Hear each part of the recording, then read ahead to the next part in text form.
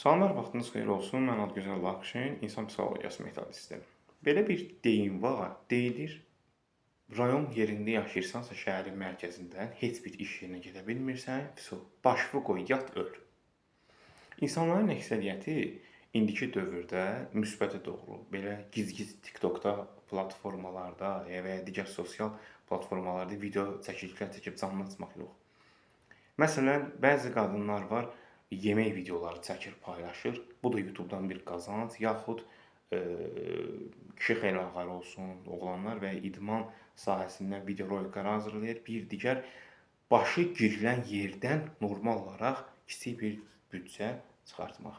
İnsanların əksəriyyəti bunları bir kənara qoyub, xüsusən rayon yerlərində yaşayanlara aiddir. Ancaq passiv həyat tərzi, qapandım evə, ay çörək pulu yox, o yox, bu yox.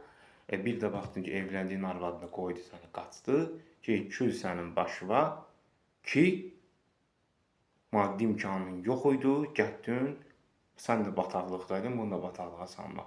Bilirsiniz, əksinə bəzən deyilir ki, bunun yoldaşına bax, tərbiyəsizdir, qaçsızdır və bəzən qanaq obyektləri olsa da, sən pis vəziyyətdə idinsə əgər, onu da gətirib pis vəziyyətə qoymaq əgər sənə xoşdursa, deməli, sənin də boynunun borcudur ki, həmən pis vəziyyətdə yaşam tərzini dəyişib yoldaşını saxlayasan.